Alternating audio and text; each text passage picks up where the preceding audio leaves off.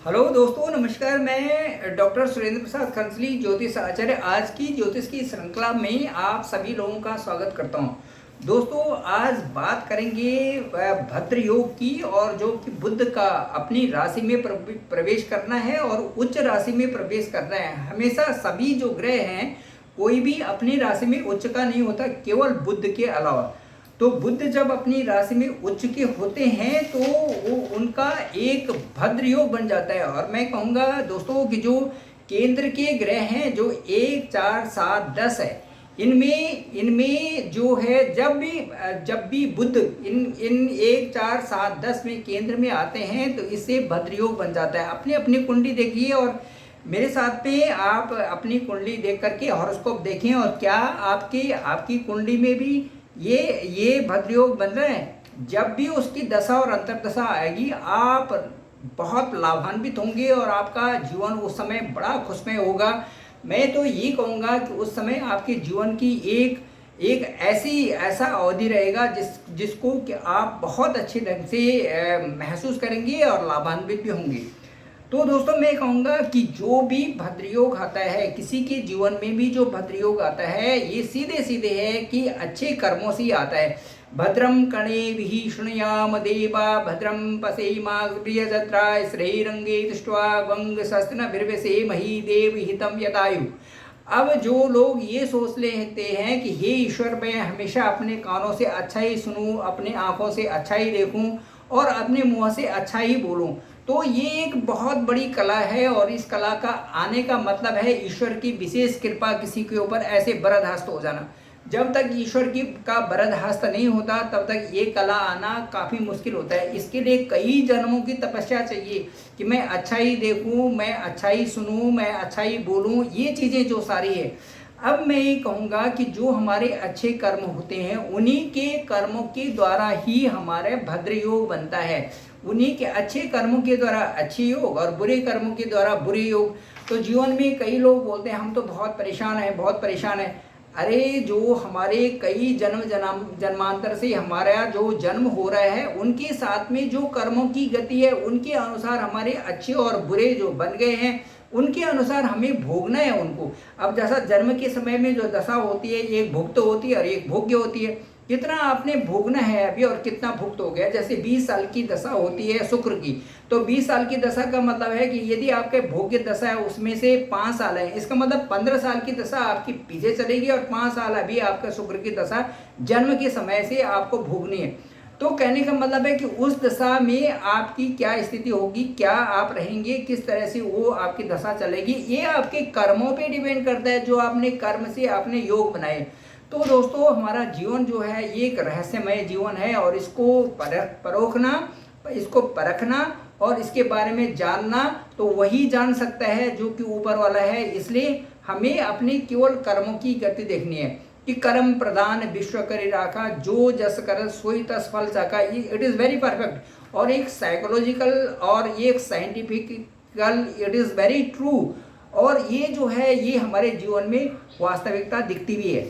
अब मैं ये बताऊंगा कि जो भद्र योग होता है वो क्या होता है कि जब भी बुध स्वग्रही होता है, स्वग्रही मतलब अपने प्लेस में, अपने स्थान में जब बैठता है, मिथुन राशि में या कन्या राशि में, उसे कहते हैं स्वग्रही। और जब भी जो मरकरी अपने जगह में बैठता है, जो जो जो इनका मिथुन है, मिथुन जेमिनी है या विर्गो, जेमिनी और विर्गो में जब मरकरी प्लेस्ड होते हैं, ये जब बुध इन दोनों मिथुन और कन्या राशि में बैठते हैं तो इसे कहते हैं हम स्वग्रही।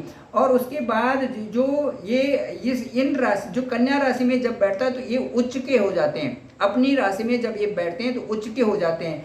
तो बुध स्वग्रही होना, उच्च का होना, अपने घर में बैठना, मिथुन राशि में बैठना, कन्या राशि में बैठना, उच्च का बैठना, केंद्र में आ जाना। केंद्र मतलब जो कुंडली का पहला घर है, चौथा घर है, सातवां घर है और 10वां घर है, ये केंद्र के घर है। इनमें यदि बुध की स्थिति आ जाती है तो भद्र योग बन जाता है। तो भद्र योग बनने से क्या होता है कि आदमी बुद्धिमान, प्रफुल्लित होता है। उस जब दशा और अंतर्दशा चलती है, लेखन की क्षमता बढ़ जाती है। उस समय पत्रकार बन जाते हैं कई लोग, और बुक लिखना शुरू कर जाते हैं, रिसर्च बहुत अच्छी डिग्री में चले जाते हैं, बहुत कंटेंट्स पब्लिकेशन उनके निकल जाते हैं, टेक्नोलॉजी के फील्ड में आगे चले जाते हैं, म्यूजिक और कई सारी कुंडली की कई सारी चीज़ों को जो वो पूरी कुंडली उस समय बहुत अच्छी हॉरोस्कोप का उस समय ऐसा होता है कि जैसे कि सारे ग्रह उसी भद्रयोग की तरह चल रहे होंगे और बहुत अच्छा उस समय जो है अच्छे रिजल्ट्स आने शुरू हो जाते हैं। तो मैं ये कहूँगा कि इन लोगों की बहुत अच्छे मित्र भी बन जाते हैं, क्रिएटिविटी बढ़ जाती है और सोशल मीडिया में इनका नेम एंड फेम हो जाता है, फैन फॉलोइंग बहुत ज़्यादा होता है, फेसबुक पे भी होता है, वैसे भी होता है। तो ये लोग फिर अच्छाइयों की तरफ चलते हैं, झगड़ा करना पसंद नहीं करते और छोटी छोटी बातों पर झगड़ते नहीं और छोटी छोटी बातों में बहुत खुशियां देखते हैं और इस तरह से शुभ परिणाम इनके जीवन में चलते रहते हैं। अब हम मेष राशि की बात करेंगे कि मेष राशि में जो भद्रयोग बन रहा है 18 दिन का बन रहा है। 2 अक्टूबर के बाद जो कन्या राशि में इस समय 3 ग्रह ट्रांजिट कर रहे हैं। एक शुक्र है, तीन ग्रह ट्रांजिट कर रहे हैं, एक सूर्य है, दूसरे मंगल हैं और तीसरे बुध हैं। सूर्य, मंगल और बुध एक कन्या राशि में विर्गो साइन में बैठे हुए हैं। हॉरोस्कोप में अभी हर एक के हॉरोस्कोप में बैठे हुए हैं सूर्य, मंगल और बुध। अब वहां पर क्योंकि मंगल वहां पर है तो मंगल और सूर्य की ग्रिप में आने से बुध अपना प्रभाव नहीं दिखा रहे थे। वो एक गार्ड की तरह है, अपने घर में है, लेकिन अपना प्रभाव नहीं दिखा पाते क्योंकि वो शत्रुभाव रखते हैं, मंगल बुध से शत्रुभाव रखते हैं। इसलिए अब जैसे ही 3 अक्टूबर को मंगल वहां से दूसरे में शिफ्ट हो जाएंगे, अगली राशि में शिफ्ट हो जाएंगे, तुला राशि में शिफ्ट हो जाएंगे, वैसे ही भद्रयोग शुरू हो जाएगा। और भद्रयोग केवल कन्या और मिथुन राशि के लिए नहीं है दोस्तों, ये सभी राशियों पर लागू होगा और ये बहुत बड़ा रिजल्ट देगा। अब जैसे मेष राशि है, मेष राशि के लिए क्या रहेगा? मेष राशि में ठीक 6th स्थान में है, तो 6th स्थान किस चीज का होता है? रिपु का होता है, ऋण का होता है और हमें पराक्रम का होता है, हमारे कंपटीशन का होता है, हमारे जो है हमें आगे बढ़ाने के लिए होता है। ये सारी चीजें बढ़ जाएंगी, पराक्रम आपका बढ़ेगा, आपका ज्ञान विवेक बढ़ेगा, आपका शत्रु पर विजय प्राप्त होगी, आपसे ऋण की मुक्ति होगी और ये सारी चीज़ों से आप जो है छुटकारा पाओगे। एक अच्छी स्थिति में आप आगे बढ़ोगे, अच्छा डायरेक्शन आपका होगा, डायरेक्शन मिलेगी आपको। ये मेष राशि वालों के लिए। वृषभ राशि पर ये भद्रयोग का क्या प्रभाव पड़ेगा? जो कन्या राशि में उच्च के हैं बुध, उससे क्या प्रभाव पड़ेगा वृषभ राशि में? वृषभ राशि पर जो है इस समय ज्ञान, विवेक, बुद्धि, क्योंकि बिल्कुल वहां पर देखिए 2nd भाव जो ज्ञान विवेक बुद्धि, संतान भाव में वृद्धि होगी। संतान के लिए आप सोच सकते हैं, धन लाभ ये सारी चीजें बढ़ जाएंगी। अब मैं कहूंगा कि जो ये भद्र योग आता है मिथुन राशि के लिए क्या प्रभाव पड़ेगा? इसमें शुक्र सबसे पहले जो है मिथुन राशि का जो है कि 4थे घर में है और मिथुन वहां पर वो बुध की राशि है, इसलिए सबसे अच्छा बात यह है कि इनके अच्छे मित्र बनेंगे, सुख समृद्धि बढ़ेगी, सुख सुविधा बढ़ेगी, अच्छे वस्त्र और आभूषण इनके पास आएंगे और इनको उपहार मिलेंगे बहुत सारे, नेम एंड फेम होगा। अब इसके बाद जो हम कर्क राशि की तरफ आते हैं तो कर्क राशि क्या कहती है? कर्क राशि के लिए ठीक जो है पराक्रम भाव में ये भद्रयोग बन रहा है। तो भद्रयोग क्या होगा? भाई बहनों से इनको अच्छे इनके व्यवहार होंगे, अच्छी इनके भाग्य में वृद्धि होगी और इनका एक अच्छा ऑरा होगा सबके साथ में और बहुत अच्छे ढंग से ये आगे बढ़ने वाले हैं कर्क राशि वाले। अब सिंह राशि के लिए क्या होगा? अपार धन, क्योंकि सिंह राशि में जो हम देखेंगे कि 2nd भाव में वहां पर रहेगा, 2य स्थान में होगा, भद्रयोग बन रहा है, तो इनकी अपार धन की संभावनाएं बढ़ जाएंगी। धन, परिवार से संबंधित इनको खुशियां मिलेंगी, मनोकामना पूर्ण होंगी और जो वो कहेंगे परिवार में वो सबको वो जो है अच्छा लगेगा।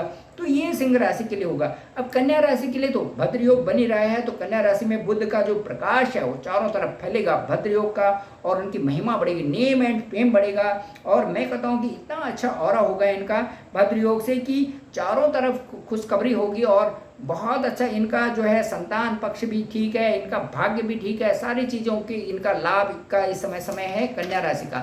अब मैं तुला राशि की बात करूं तो तुला राशि की बात करूं तो मैं बोलूँगा इनकी 12वें भाव में जो द्वादश भाव है उसमें बन रहा है भद्र योग। अच्छी सलाह देने वाले होंगे, किसी को जो भी काम कहेंगे या बाहर से यदि बिजनेस या कोई चल रहा होगा तो बहुत अच्छा चलेगा। और दूसरा इनकी कोई भी चीज़ें हों तो ये इनका एक अच्छे लोगों के साथ में मिलना होगा और जिन लोगों से ये अपना एक दूर दूर के लोग इनको मिलेंगे और दूर दूर के लोगों से सलाह लेंगे और उनसे साथ में और इनको अच्छा लगेगा कि जीवन में सारे लोगों को मिलना चाहिए और सारे लोगों से कुछ न कुछ ज्ञान प्राप्त होता है। अब वृश्चिक राशि की बात करूं मैं, वृश्चिक राशि का ये है कि वृश्चिक राशि के ठीक जो है ठीक जो है लाभ स्थान में इस समय बनेगा, लाभ स्थान में बन जाएगा भद्रयोग। तो उससे क्या होगा, धन समृद्धि बढ़ जाएगी और अपार संभावनाएं बनेंगे और लाभ इनको लाभ मिलेगा। जो जो ये व्यवसाय कर रहे हो उसे लाभ मिलेगा और सम्मान इनको बहुत मिलेगा।